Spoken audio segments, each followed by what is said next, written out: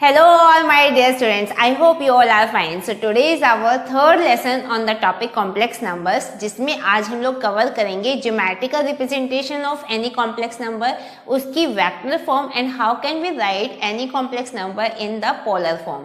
I hope अभी तक के सब टॉपिक्स आप लोगों को अच्छे से क्लियर हुए होंगे क्योंकि this is one of the most easy chapter in class 11th maths.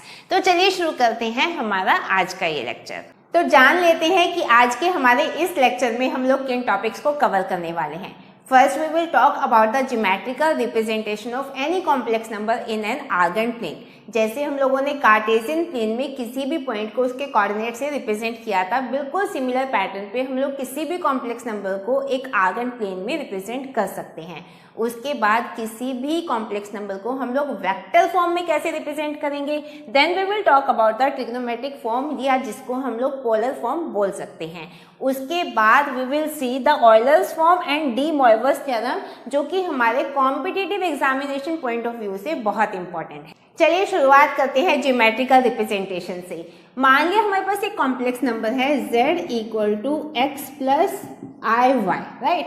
अब यहाँ पर x क्या रिप्रेजेंट करता है real part of our complex number और y रिप्रेजेंट करता है imaginary part of our complex number.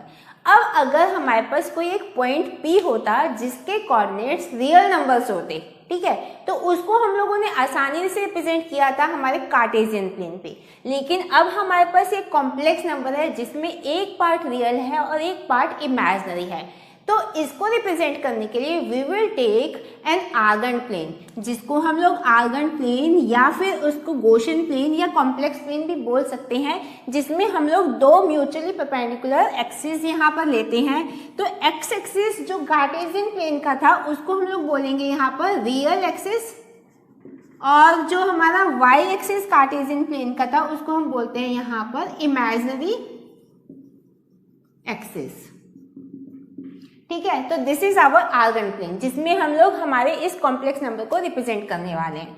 तो मान लिया हमारे पास एक पॉइंट P है जिसके कोऑर्डिनेट x और y हैं, और ये P जो रिप्रेजेंट करता है ये हमारे इस complex number z equal to x plus i y को रिप्रेजेंट करता है, जहां पर x क्या है हमारा, that is the real part क्योंकि हमारे रियल एक्सिस पे आके लोकेट होता है, और y क्या है, that is the imaginary part क्योंकि ये हमारे y एक्सिस यानी कि इमेजिनरी एक्सिस पे आके लोकेट हो रहा है। तो हमारे पास P जो पॉइंट होगा जो रिप्रेजेंट करता है इस कॉम्प्लेक्स नंबर को, तो z equal to x plus i y that is the affix of this point P, क्योंकि ये लोकेट किसको कर रहा है, हमारे इस कॉम्प्लेक्स नंबर को लोकेट कर रहा है। तो यहाँ पर इस पॉइंट के लिए हमारे पास दो चीजें हैं। फर्स्ट इज द आर्ग्यूमेंट, जिसको हम लोग एम्पलीट्यूड भी बोल सकते हैं, और सेकंड इज द मॉड्यूलस। सबसे पहले अब हम आर्ग्यूमेंट की बात करते हैं कि आर्ग्यूमेंट क्या है। देखो, अगर मैं यहां से ओरिजिन से P पॉइंट को मिला देती हूं, तो अब ये पॉजिटिव एक्स एक्सिस से, पॉजिटिव रियल एक्सिस से जो हमारा एंगल बनाएगा in anti clockwise direction, that is called as, मान लीजिए that is theta angle, so that will be called as the argument, जिसको हम लोग एम्पलीट्यूड ऑफ कॉम्प्लेक्स नंबर भी बोल सकते हैं। अब हमारा आर्ग्यूमेंट इनफाइनाइटली बहुत सारी वैल्यूज को ले सकता है, क्योंकि जब भी ये थीटा हमारा 2 पाई के मल्टीपल में आएगा it will take the same value. तो we have to fix some standards. हम लोगों ने बोला कि जो हमारा थीटा है या तो लेस देन इक्वल टू पाई हो या ग्रेटर देन माइनस पाई हो। अगर हमारा थीटा इस रेंज में लाई करता है तो हम बोलते हैं कि इसकी एक फिक्स यानी स्टैंडर्ड वैल्यू है, जिसको हम लोग प्रिंसिपल आर्ग्यूमेंट बोल सकते हैं, जो कि हमारा हमेशा पाई और माइनस पाई के बीच में रहेगा। यानी कि हमारी जो वैल्यू रहेगी यहाँ से यहाँ आ सकती है या यहाँ से यहाँ आ सकती है। पे, right. So that will be the principal argument of our complex number. अब इसकी जो वैल्यू है, आर्गुमेंट की वैल्यू किसके ऊपर डिपेंड करती है? वो डिपेंड करती है location of our point P, कि ये आपके किस क्वाड्रेंट में है, फर्स्ट क्वाड्रेंट में है, सेकंड क्वाड्रेंट में है, थर्ड में है, या फिर ये फोर्थ क्वाड्रेंट में है. तो उसके according we will take the argument of our complex number. इसको अभी हम लोग करने वाले हैं, उससे पहले जान लेते हैं what is the modulus of complex number. अब यहाँ पर देखो, अगर ओरिजिन को मैं O पॉइंट ले लेती हूँ, ये P पॉइंट है, मान ली इसको हम लोग M पॉइंट ले लेते हैं, तो इसको मैंने PMO, that will be the right angle triangle. तो यूजिंग पाइथागोरस हम लोग लिख सकते हैं यहाँ से यहाँ तक का डिस्टेंस कितना है, जो हमारा परपेंडिकुलर है, तो वो डिस्टेंस कितना है, दैट इज y स्क्वायर. और यहाँ से OM का डिस्टेंस कितना है, दैट इज x. तो that will be x square, perpendicular square plus base square, that is equal to hypotenuse square.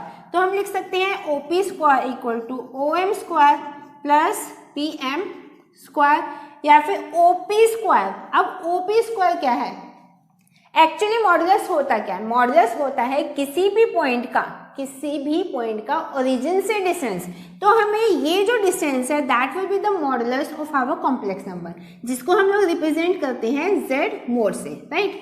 तो Z मोड, ठीक है, मुझे Z मोड निकालना है, तो वो क्या होगा, that will be equal to, अब OM कितना है हमारा, दैट विल बी x, क्योंकि x डिस्टेंस आ गया हमारा, x स्क्वायर प्लस PM कितना है, दैट इज y स्क्वायर का root. So this is our modulus of the complex number, जिसको हम लोग रिप्रेजेंट कर सकते हैं रियल पार्ट का स्क्वायर प्लस इमेजिनरी पार्ट का स्क्वायर का whole root, that will be our modulus of the complex number. अब आर्ग्यूमेंट ऑफ कॉम्प्लेक्स नंबर को थोड़ा सा विस्तार से स्टडी करते हैं. मैंने बताया कि argument of any complex number that depend कि हमारा पॉइंट P, जो कि रियल और imaginary part of complex number को शो कर रहा है, वो किस क्वाड्रेंट में लाई करता है. मान लिया हमारे पास कॉम्प्लेक्स नंबर है Z equal to x plus IY, जिसको हम लोग रिप्रेजेंट करते हैं इस आर्गेंट प्लेन में, जहाँ पर this is our real axis and this is our imaginary axis, right. और एक पॉइंट P जिसके कोऑर्डिनेट हैं x, y, जहाँ पर x रिप्रेजेंट करता है रियल पार्ट, मैंने यहाँ पर परपेंडिकुलर ड्रॉ किया है ऑन द रियल एक्सिस, और y रिप्रेजेंट कर रहा है हमारा imaginary part of this complex number, मैंने यहाँ पर परपेंडिकुलर अगेन ड्रॉ किया है ऑन आवर इमेजिनरी एक्सिस. ये ओरिजिन है. अब मैंने P पॉइंट का डिस्टेंस फ्रॉम ओरिजिन, जिसको हम लोग Z मोड यानी कि मॉडुलस बोल सकते हैं of this complex number, right. अब मैंने बताया आप लोगों को कि जो आर्गुमेंट है वो बेसिकली क्या है, वो है कि हमारा x एक्सिस से, पॉजिटिव x एक्सिस से एंटी क्लॉकवाइज डायरेक्शन में हमारा ये जो पॉइंट P है, ये कितना एंगल बना रहा है. तो मान लो ये एंगल बना रहा है थीटा, ठीक है. अब इस पॉइंट को अगर मैं M कंसिडर कर लेती हूँ, तो ये राइट एंगल ट्रायंगल हमारी बन गई OMP. तो यहाँ पर आप देखेंगे कि आपका टेंजेंट थीटा वो किसके इक्वल है, that is equal to PM upon OM. तो PM क्या है, दैट इज द डिस्टेंस, वो आपका y एक्सिस पे. तो this is equal to y and this is equal to x. तो tan theta will be equal to y upon x, और हम लोग लेते हैं इसकी mod value because we need to take the positive value of our tan theta, right. तो अगर हमारा फर्स्ट क्वाड्रेंट में थीटा लाई करता है, या फिर हमारा ये पॉइंट P लाई करता है, जहाँ पर x ग्रेटर देन 0 है, y ग्रेटर देन 0 है, तो ये है हमारा फर्स्ट क्वाड्रेंट, ठीक है. तो वहाँ पर tan थीटा की वैल्यू क्या हो जाएगी, tan theta will be equal to y upon x, right. अब मान लिया ये पॉइंट P हमारा आ जाता है सेकेंड क्वाड्रेंट में, तो that is equal to x, y, जहाँ पर x एक्सिस पे मैंने परपेंडिकुलर बनाया, y एक्सिस पे मैंने परपेंडिकुलर बनाया. यहाँ से अगर मैं इसको घुमा देती हूँ, तो हमारा ये जो थीटा है ये घूम जाता है हमारा दिस. तो अगर ये थीटा बन जाता है, तो मान लिया मैं यहाँ से लेकर इस एंगल को, मान लिया इसको हम लोग अल्फा से कंसिडर कर लेते हैं, this is hour angle alpha. तो उस केस में अब यहाँ पर विजुलाइज करो कि थीटा की वैल्यू क्या है. अल्फा तो हमारा आ गया. अगर मैं सेकेंड क्वाड्रेंट की बात करती हूँ, जहाँ पर x लेस देन 0 है, y ग्रेटर देन 0 है, ठीक है। अब यहाँ पर देखो tan alpha that is equal to, tan alpha की वैल्यू क्या है, परपेंडिकुलर अपॉन बेस, तो perpendicular that is y upon x, ठीक है, y अपॉन x, क्योंकि मुझे इसकी मोड वैल्यू चाहिए पॉजिटिव वैल्यू, तो tan अल्फा हमारा इतना आ गया, लेकिन हमारा आर्ग्यूमेंट क्या है, that is equal to theta, तो थीटा को हम लोग कैसे लिखेंगे, now we can write theta as, theta को हम लिख सकते हैं पाई में से अल्फा को माइनस किया, तो theta equal to pi minus alpha, so this will be our argument, right, this will be our argument. यहाँ पर हम लोग वैल्यूज पुट करेंगे, we will get our argument. अब मान लिया हमारा ये P पॉइंट यहाँ पर लाई करता है, कहाँ पर, थर्ड क्वाड्रेंट में, राइट, तो थर्ड क्वाड्रेंट में अगर आप देखोगे, अब हमें चाहिए कि चाहने को तो हम लोग यहाँ से ले सकते थे, लेकिन ये अगर मैं यहाँ से घुमाती तो हमारा एंगल पाई प्लस हो जाता, लेकिन हमारी रेंज पाई और माइनस पाई के बीच में आनी चाहिए, तो हम लोग इस एंगल को एंटी क्लॉकवाइज डायरेक्शन में ना लेकर we will take in clockwise direction. अब हमें पता है कि जब हम किसी एंगल को क्लॉकवाइज डायरेक्शन में घुमाते हैं, we take the negative value of that angle, anti clockwise चलते हैं तो पॉजिटिव वैल्यूज लेते हैं, और क्लॉकवाइज जाते हैं तो नेगेटिव वैल्यूज लेते हैं। तो अगर मेरा पॉइंट P है, तो अब ये पॉजिटिव एक्स एक्सिस से क्या एंगल बना रहा है, this is angle theta, this is hour angle theta, right.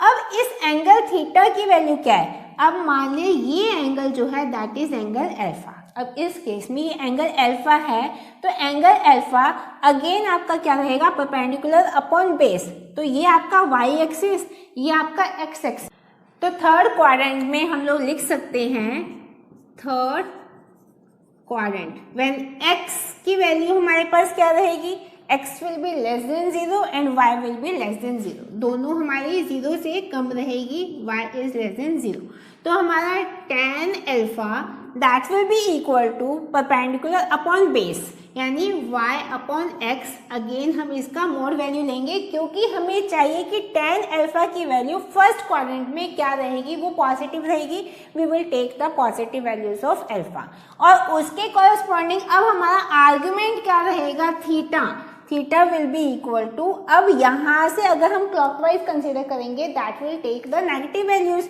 यानी कि minus of pi minus alpha, so this will be our argument in the third quadrant. अब मान लिया हमारा पॉइंट P लाई करता है फोर्थ क्वाड्रेंट में, जिसमें इसके कोऑर्डिनेट्स मैंने अगेन x और y लिए, यहाँ से अगर मैं इसको x एक्सिस से मिला देती हूँ तो ये रिप्रेजेंट करता है हमारा x एक्सिस, यानी कि real part of the complex number, और इसको हम लोग y एक्सिस से मिला देते हैं तो ये पॉइंट आपका रिप्रेजेंट करेगा imaginary part of complex number. और मान लिया ये जो हमारा P पॉइंट है, ये पॉजिटिव x एक्सिस से जब हम इसको क्लॉकवाइज डायरेक्शन में घुमाते हैं तो it makes an angle alpha, right.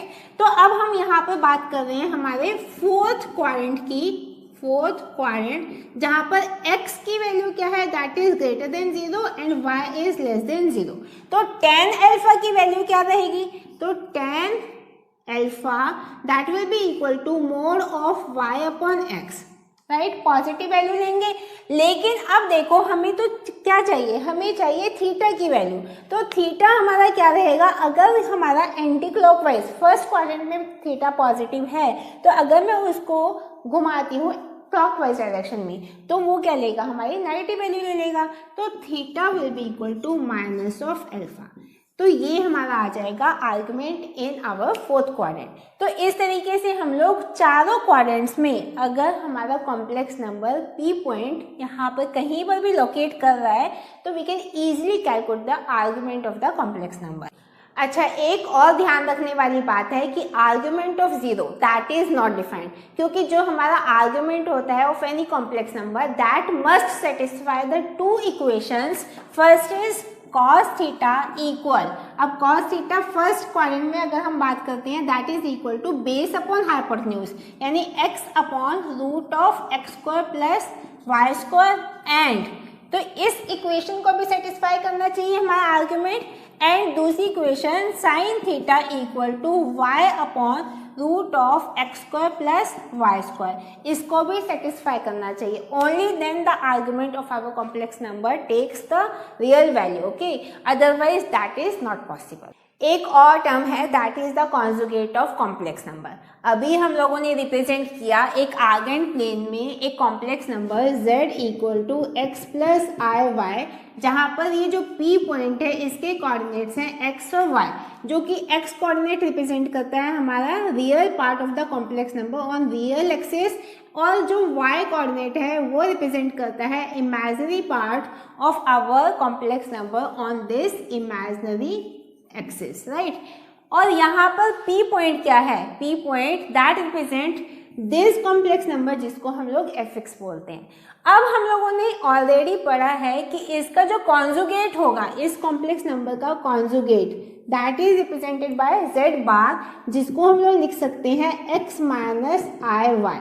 अब ये माइनस आई वाई जो हम लोगों ने लिखा है, यानी कि जो हमारा इमेजिनरी पार्ट है, अगर हम उसके साइन चेंज कर देते हैं that becomes the conjugate of our this complex number. अब यहाँ पर देखो, जो हमारा इमेजिनरी पार्ट यहाँ पर अगर ये y एक्सिस पॉजिटिव को रिप्रेजेंट करता है तो मुझे इसका y एक्सिस नेगेटिव रिप्रेजेंटेशन चाहिए, तो that will be equal to इतना ही। अगर ये y एक्सिस है तो मुझे माइनस वाई चाहिए और x तो हमारा पॉजिटिव चाहिए, सो that will be the point P, जहाँ P डैश हम लोग ले लेते हैं जिसके कोऑर्डिनेट आ जाएंगे आपके x माइनस वाई। तो ये रिप्रेजेंट करेगा conjugate of this complex number z bar that is equal x minus iy को, राइट। अब यहाँ पर देखो ये हमारा एक पोजीशन वेक्टर है, यानी कि ये पोजीशन को लोकेट कर रहा है p पॉइंट की, जो कि इस कॉम्प्लेक्स नंबर को रिप्रेजेंट कर रहा है। तो ये क्या रहेगा, अब that will form the image. तो हमारा जो ये कॉन्जुगेट है, conjugate of any complex number that actually represent the image of this complex number on this real axis, right. तो ये हमारा अगर z equal to x plus i y है तो इसका conjugate z equal to x minus i y that will be the image of this complex number, right. So this is the conjugate of our complex number. अब है हमारे पास vector form, हम लोगों को represent करना है। अभी तक हम लोगों ने किया geometrical representation, then we need to represent as vector form.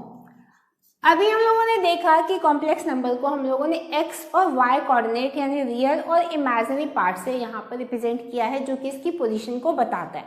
अब apart from this x and y हम लोग इस पॉइंट P, यानी कि ये जो हमारे इस कॉम्प्लेक्स नंबर है उसको हम लोग किन दो एलिमेंट्स के साथ रिप्रेजेंट कर सकते हैं। One is the argument theta, right, और दूसरा है मॉडुलस। इसका ओरिजिन से डिस्टेंस, इस P पॉइंट का ओरिजिन से जो डिस्टेंस है वो कितना है। अगर हमें दो चीज़ें पता है कि हमारे P पॉइंट का डिस्टेंस ओरिजिन से कितना है और ये आपके पॉजिटिव एक्स एक्सिस से कितना एंगल बनाता है, then you can point out कि हमारा ये कॉम्प्लेक्स नंबर कहाँ पे है। तो अगर मैं P पॉइंट के कोऑर्डिनेट रख देती हूँ यहाँ पर मॉडुलस, राइट, और थीटा, दो चीज़ें हैं हमारे पास, आर्गुमेंट और मॉडुलस से अगर हम लोगों ने पॉइंट P को रिप्रेजेंट किया, सो that will locate the vector representation of this complex number. अब किसी भी कॉम्प्लेक्स नंबर को हम लोग वेक्टर फॉर्म में अगर रिप्रेजेंट कर सकते हैं तो इसका मतलब उस पर लॉ ऑफ वेक्टर एडिशन और सब्ट्रैक्शन वो बिल्कुल एप्लीकेबल होगा। मान लिया हमारे पास एक कॉम्प्लेक्स नंबर है, this is our Argand plane, again ये real axis and this is our imaginary axis, right. हमारे पास यहाँ पर कॉम्प्लेक्स नंबर है z1 जिसको मैंने P पॉइंट से रिप्रेजेंट किया, और एक दूसरा कॉम्प्लेक्स नंबर है जिसको मैंने Q पॉइंट से रिप्रेजेंट किया है, दैट इज z2। अब मुझे क्या करना है, मुझे इनका सम करना है, यानी कि I need to find the sum of the two complex numbers z1 plus z2 मुझे चाहिए। तो हम लोग उसको कैसे कर सकते हैं, इन वेक्टर फॉर्म में हम उसे कैसे रिप्रेजेंट करेंगे। देखो ये हमारा एक पोजीशन वेक्टर है z1, ठीक है, हम लोगों ने O से इसको ड्रॉ किया। सिमिलरली हम लोग इसको वेक्टर फॉर्म में ड्रॉ कर सकते हैं, this is for Q, right. ये हमारे Z2 complex number and this is our Z1 complex number. अब मुझे क्या चाहिए, इसका सम चाहिए। तो अब देखो वेक्टर्स में अगर हमारे पास दो अलग अलग वेक्टर्स हैं तो हम लोग उसका सम कैसे करते हैं, we will use the law of parallelogram addition. तो यहाँ पर अगर हम इसके पैरेलल एक वेक्टर यहाँ पर ड्रॉ करते हैं और इसके पैरेलल एक वेक्टर यहाँ पर ड्रॉ करते हैं, दिस इज पॉइंट R, तो हमारा OR that will be the sum of the two vectors, यानी कि Z1 प्लस Z2। तो Z equal to Z1 plus Z2 equal OR, right. अब यहाँ पर अगर मैं P और Q पॉइंट को मिला देती हूँ तो अब हमें पता है कि एक पैरेललोग्राम में जो उसके डायगोनल्स होते हैं वो आपस में बाइसेक्ट करते हैं। तो इस पॉइंट के जो कोऑर्डिनेट रहेंगे, यानी कि जो हमारा यहाँ पर इस पॉइंट के कोऑर्डिनेट रहेंगे वो आपके OR और PQ दोनों के लिए सेम रहेंगे। तो हमारा जो P और Q, मानिए ये पॉइंट आपका है, suppose this is point M, तो यहाँ पर P और Q का जो मिड पॉइंट रहेगा, यानी कि M के जो कोऑर्डिनेट रहेंगे वो आपके x1 plus x2 upon 2 and y1 plus y2 upon 2, ये दो कोऑर्डिनेट रहेंगे। अगर आपके दो complex number Z1 and Z2 है तो इनका मिड पॉइंट क्या रहेगा, x1 plus x2 upon 2 and y1 plus y2 upon 2। तो अगर ये मिड पॉइंट इसका भी है OR का, तो आपका जो R पॉइंट के जो कोऑर्डिनेट रहेंगे वो क्या हो जाएंगे, x1 plus x2 and y1 plus y2. So this will represent the sum, OR will represent the sum of our two complex numbers in the vector form. ऐसे हम लोग यहाँ पर सब्ट्रैक्ट कर सकते हैं। मान लिया हमारे पास अगेन दो कॉम्प्लेक्स नंबर्स हैं, this is P point, this is Q point, ये आपके Z1 को रिप्रेजेंट करता है, ये Z2 कॉम्प्लेक्स नंबर को रिप्रेजेंट करता है। And I need to find इन दोनों का सब्ट्रैक्शन, यानी कि Z1 माइनस Z2 मुझे चाहिए। तो अब अगेन मैं इसको रीजन से मिला के हम लोग इसको पोजीशन वेक्टर की फॉर्म में ले आते हैं। So this is our position vector. तो अगर ये Z1 को रिप्रेजेंट करता है तो हमारा यहाँ पर Z equal to Z1 minus Z2 को हम अगेन लिख सकते हैं Z equal Z1 plus minus Z2, right. तो हम लोग क्या करेंगे, इसको हम लोग पीछे की तरफ प्रोसीड कर देंगे and that will point out towards minus Z2, right. तो ये पॉइंट जो आपका आएगा ये आपका, ये अगर Q पॉइंट है, मान ले this is Q dash point, जो कि माइनस Z2 को रिप्रेजेंट करेगा। अब यहाँ पर अगेन ये आपका Z1, ये आपका Z2, अगेन हम लोग क्या कर सकते हैं, इसके पहले एक लाइन ड्रॉ की, इसके पहले मैंने एक लाइन ड्रॉ की और यहाँ से इसको मिला दिया, तो this will be the R। तो ये OR जो होगा that will be equal to difference of these two vectors, that will be equal to Z1 minus Z2। और ये OR किसके इक्वल होगा, अगर मैं यहाँ पर इन दो पॉइंट्स को Q और P को मिला देती हूँ, ठीक है, तो ये OR that will be equal to QP। So this is how we can easily represent the two complex numbers, इनका एडिशन, सब्ट्रैक्शन एंड एवरीथिंग जो भी हमारे वेक्टर्स पे एप्लीकेबल है वही हमारे इन कॉम्प्लेक्स नंबर्स पर एप्लीकेबल होगा in the vector. Next is the trigonometric form, या जिसको हम लोग polar form of complex number भी बोल सकते हैं। अगेन हम लोग एक कॉम्प्लेक्स नंबर को रिप्रेजेंट करते हैं हमारे इस आर्गन प्लेन में। This is our real axis, imaginary axis, ये पॉइंट P है जिसके कोऑर्डिनेट्स हैं x और y। Real part and imaginary part of the complex number z equal to x plus i y. मैंने यहाँ पर ओरिजिन से P पॉइंट को मिलाया, this will be a straight line, और यहाँ से P से मैंने x एक्सिस पे एक परपेंडिकुलर ड्रॉ किया और y एक्सिस पर भी एक परपेंडिकुलर ड्रॉ किया। Let this be point M, right. तो अब यहाँ पर इस वाले ट्रायंगल में OPM में आप विजुलाइज करोगे कि हमारा अगर ये एंगल थीटा है, this will be our argument, और OP क्या है, that will be the modulus, ठीक है। तो मॉडुलस को हम लोग लिख सकते हैं कैपिटल Z मॉड, और दैट इज इक्वल टू, इसको हम लोग R से, स्मॉल r से रिप्रेजेंट करेंगे, ठीक है।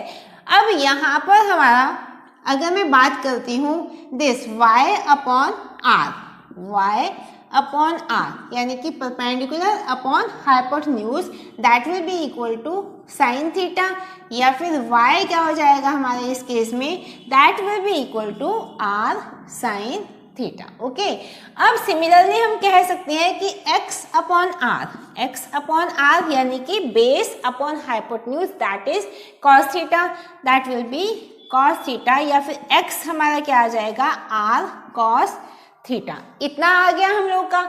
ये थीटा क्या रिप्रेजेंट करता है, पॉजिटिव एक्स एक्सिस से एंटी क्लॉकवाइज डायरेक्शन में जो हमारा कॉम्प्लेक्स नंबर है वो कितना एंगल बनाता है, दैट रिप्रेजेंट द आर्ग्यूमेंट।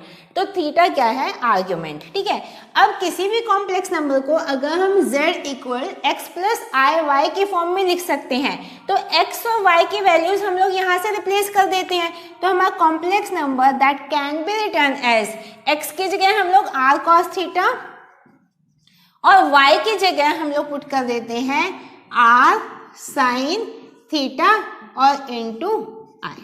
ठीक है, अब यहाँ पर मैं r को कॉमन बाहर निकाल लेती हूँ, तो z को हम लोग लिख सकते हैं, r को बाहर निकाला तो that will be equal to z इक्वल r into cos theta plus i sine theta. So this is the polar form.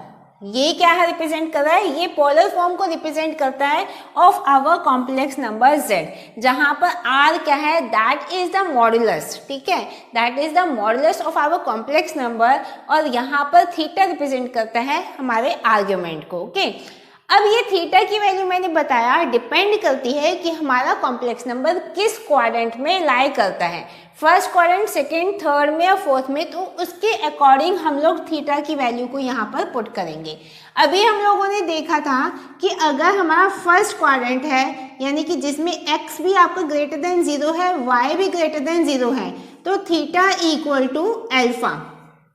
ठीक है, जो अगर ये थीटा है और यही अल्फा है तो this will be the argument. Okay, अगर सेकेंड क्वाड्रेंट की बात करते हैं जहां पर आपका y ग्रेटर देन 0 है लेकिन x लेस देन 0 है, तो x is less than 0 and y is greater than 0, तो उस केस में जो आपका थीटा होगा वो आपका क्या आ जाएगा, that will B pi minus alpha, pi minus alpha. अगर हमारा थीटा थर्ड क्वाड्रेंट में आता है, थर्ड क्वाड्रेंट में जहां पर x भी लेस देन 0 है, y भी लेस देन 0 है, तो थीटा किसके इक्वल हो जाएगा, that is equal minus of pi minus theta. इन चीजों का हमें ध्यान रखना होगा while writing the this complex number into the polar form. अगर थीटा हमारा फोर्थ क्वाड्रेंट में है जहां पर x ग्रेटर देन 0 है लेकिन y लेस देन 0 है, तो theta will be equal to minus of alpha. तो इस तरीके से हम लोग हमारे आर्ग्यूमेंट को डिसाइड करेंगे कि हमारा जो आर्ग्यूमेंट है या जो हमारे ये जो थीटा है वो आपका कहाँ पर किस क्वाड्रेंट में जाके लाई करेगा, उसके according we will take our argument, right. अभी हम लोगों ने रिप्रेजेंट किया हमारे कॉम्प्लेक्स नंबर को पोलर फॉर्म में, जिसमें मैंने उसे लिखा z equal to r cos theta plus i sin theta. अब यहाँ पर ये cos theta plus i sin theta, इसको लिखने का एक और कन्वीनियंट मेथड है, तो हम इसको लिख सकते हैं z equal to r cis theta, right. तो सिस थीटा बेसिकली क्या है, that is the most convenient method to write the cos theta plus i sin theta.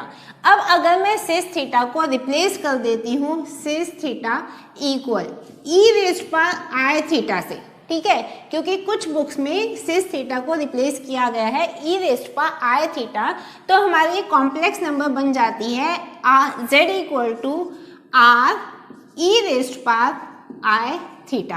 So this is the Euler's form to represent our complex number, right? अब हम यहाँ पर एक complex number लेते हैं z equal -1 - i। जिसको मुझे यहाँ पर पोलर फॉर्म और ऑयलर्स फॉर्म दोनों में रिप्रेजेंट करना है। तो यहाँ पर पोलर फॉर्म के लिए सबसे पहले मुझे चाहिए इसका मॉडुलस। तो मॉडुलस क्या होगा, तो z mod that is equal r, that will be equal 1 square plus 1 square का रूट आपका आ गया ये √2, राइट। अब मुझे चाहिए आर्ग्यूमेंट की वैल्यू। तो आर्ग्यूमेंट की वैल्यू को फाइंड करने के लिए सबसे पहले वी नीड टू ऑब्जर्व कि हमारा जो ये कॉम्प्लेक्स नंबर है ये किस क्वाड्रेंट में लाई करता है। x is less than 0 and y is also less than 0। तो दोनों अगर लेस देन 0 है तो इसका मतलब थर्ड क्वाड्रेंट में लाई करेगा। और थर्ड क्वाड्रेंट में हम लोग को पता है कि थीटा किसके इक्वल होता है, minus of pi minus alpha, right. तो यहाँ पर सबसे पहले tan अल्फा क्या वैल्यू फाइंड करोगे, दैट विल बी इक्वल 1/1, तो 1 आ जाएगी। तो उसके कॉरस्पॉन्डिंग आपका अल्फा आ जाएगा π/4। तो थीटा आपका आ जाएगा माइनस ऑफ पाई माइनस π/4, यानी कि -3π/4 हमारा क्या आ गया, थीटा की वैल्यू, यानी हमारा आर्ग्यूमेंट आ गया। अब इसको आसानी से हम लोग लिख सकते हैं हमारे पोलर फॉर्म में। तो z will be equal to, polar form में अब हमें को लिखना है तो r की वैल्यू है हमारे पास √2, ओके। और cos थीटा, cos यहाँ पर है -3π/4, थीटा की वैल्यू हम रखेंगे -3π/4 plus i sin -3π/4। So this will be our polar form, या इसको हम लोग कन्वीनियंट वे में लिख सकते हैं z इक्वल √2 सिस थीटा था, तो ठीक है, थीटा की जगह हम लोग लिखेंगे -3π/4। अगर अब मुझे इसको ऑयलर्स फॉर्म में लिखना है तो z will be equal to, r की जगह क्या आ जाएगा आपका √2, क्योंकि हमारे पास मॉडुलस की वैल्यू आई थी √2, e raised power i theta, तो -3π/4i। So this will be the Euler's form. तो हम लोग किसी भी कॉम्प्लेक्स नंबर को डिफरेंट फॉर्म्स में इस तरीके से रिप्रेजेंट कर सकते हैं। तो अब आप सबको समझ आ गया कि Euler's form to write any complex number क्या है। अगर हम किसी भी complex number z equal to r e raised power i theta की फॉर्म में लिखते हैं तो that becomes the Euler's form. यहाँ पर आप कंफ्यूज मत होना, क्योंकि e raised power i theta that is nothing but cis theta, जिसको हम लिख सकते हैं cos theta plus i sin theta. ये एक सिंपल सीरीज एक्सपेंशन है जिसको हम लोगों ने यहाँ पर यूज किया है। अगर अब यहाँ पर e raised power i theta plus e raised power minus i theta की हम लोग बात करेंगे तो उस केस में जो हमारा रिजल्ट आएगा तो वो क्या जाएगा, हमारा इमेजिनरी पार्ट दोनों कॉम्प्लेक्स नंबर्स का कैंसिल आउट कर देगा, तो we will get 2 cos theta. अगर मैं e raised power i theta minus e raised power minus i theta करती हूँ तो हमारे पास जो रिजल्ट आएगा उसमें रियल पार्ट एक दूसरे कॉम्प्लेक्स नंबर का कैंसिल आउट हो जाएगा। We will get the result 2i sin theta. So this will be the result in our Euler's form. अब डी मॉर्गन्स थ्योरम क्या कहती है, ये अगर हमारी किसी भी कॉम्प्लेक्स नंबर में सिस थीटा है, यानी कि cos theta plus i sin theta, तो अगर मैं इसकी रेज़्ड पर n कर देती हूँ that will be equal to cis n theta, right. यानी कि हम लोग cos theta plus i sin theta raised पर n that will be equal to cos n theta plus i sin n theta. So this will be our De Morgan's theorem, जिसको हम लोग use करते हैं हमारी कॉम्प्लेक्स नंबर्स, जहां पर हमारा n कोई भी होल नंबर वैल्यू ले सकता है। Now we will talk about the cube roots of unity. Cube roots of unity, मान लिया मैं कहती हूँ कि x³ इक्वल टू 1, तो मुझे x की वैल्यू यहाँ पर चाहिए कि 1 के क्यूब रूट मुझे चाहिए यहाँ पर, तो हम लिख सकते हैं x³ माइनस 1 इक्वल टू 0। इसको फैक्टराइज करेंगे, we will get x minus 1 into x square plus x plus 1 equal to 0। तो x माइनस 1 इक्वल टू 0 से हमारे पास x इक्वल टू 1 एक फैक्टर आ जाता है। अब इसको हम लोग क्वाड्रेटिक फॉर्मूला यूज करके हम दो फैक्टर्स यहाँ पे निकालेंगे, तो x की दो वैल्यूज हमारे पास आएंगी, -1 plus √3i upon 2 and -1 minus √3i upon 2। तो अब हमारे पास x की 3 वैल्यूज यहाँ पर आ जाती है। अब आपको ध्यान रखने वाली जो बात है, जो बहुत इंटरेस्टिंग फैक्ट है, वो ये है कि ये जो हमारे पास दो इमेजिनरी रूट्स आए हैं, they are square of each other. अगर मैं एक को ओमेगा ले लेती हूँ तो दूसरा will be omega square, right. और यहाँ पर एक और चीजें आप देख रहे होगे, यहाँ पर इमेजिनरी पार्ट ये प्लस है तो इधर माइनस है, ये आपस में एक दूसरे के कॉन्जुगेट भी हैं। This is conjugate of each other. जो हमारा इमेजिनरी रूट्स है वो एक दूसरे का कॉन्जुगेट है और एक दूसरे का स्क्वायर है। अगर मैं इसका स्क्वायर करती हूँ यानी कि -1 प्लस √3i/2, इसका हम लोग स्क्वायर करेंगे, we will get -1 minus √3i/2। And this is one more interesting fact कि अगर मैं इसका स्क्वायर करती हूँ then I will get the same result. ठीक है, इसको प्रूव कर लेते हैं कैसे। ओमेगा स्क्वायर, मैंने बोला कि ओमेगा स्क्वायर का अगर मैं स्क्वायर करती हूँ आई विल गेट ओमेगा, लेकिन हाउ, ओमेगा रेज़ पावर 4 हो जाएगी, जिसको हम लिख सकते हैं ओमेगा क्यूब इंटू ओमेगा। अब हमारे पास अगर 3 फैक्टर्स हैं, मैंने x क्यूब इक्वल टू 1 किया तो हमारे पास x की values I 1 omega and omega square.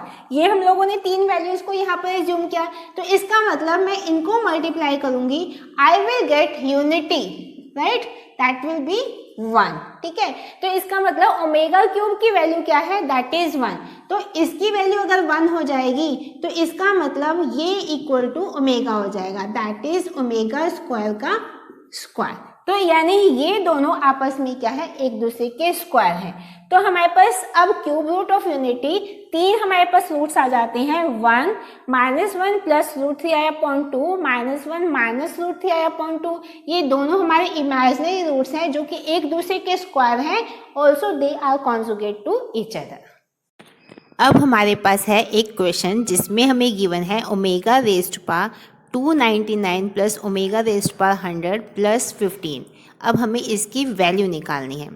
तो अब सबसे पहले हम लोग ये कर सकते हैं कि हमारा ओमेगा क्यूब क्योंकि 1 होता है तो हम इन सब को ओमेगा क्यूब की पावर में कन्वर्ट करने की कोशिश करेंगे।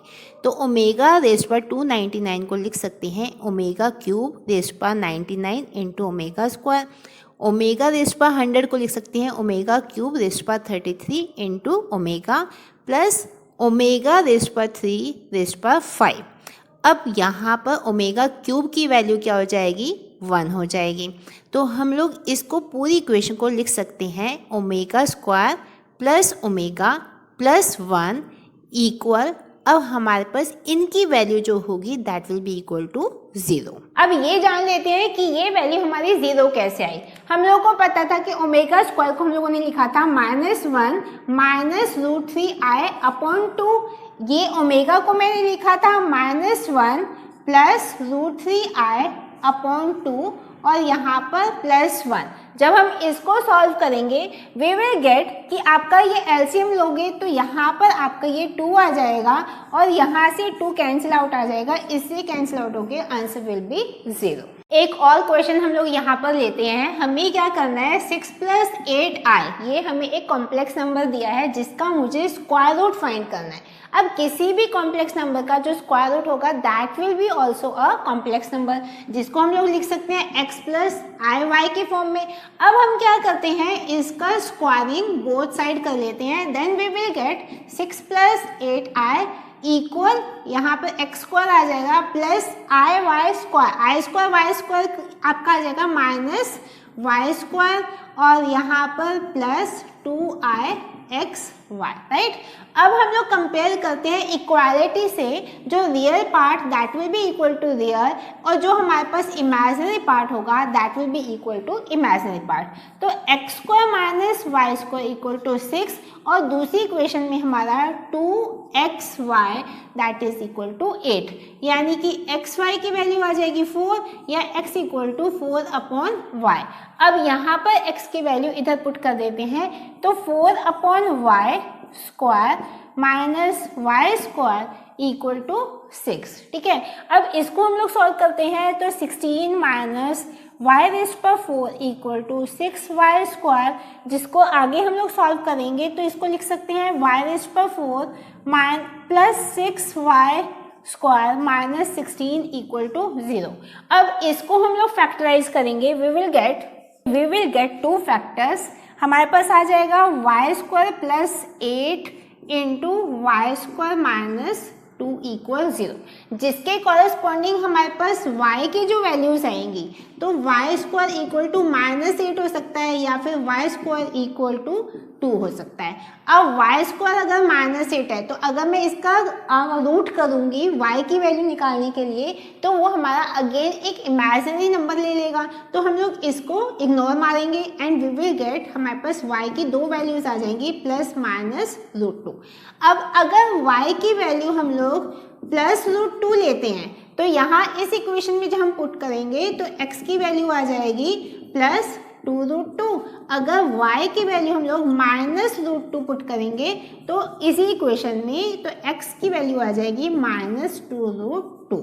ठीक है, अब हमारे पास ये वैल्यूज आ जाती हैं। अब इन वैल्यूज को हम लोग इस इक्वेशन में पुट कर देंगे, we will get our root of this complex number 6 + 8i, यानी कि हम इसको लिख सकते हैं √2, x की वैल्यू 2√2 प्लस √2i या फिर माइनस 2√2 माइनस √2i।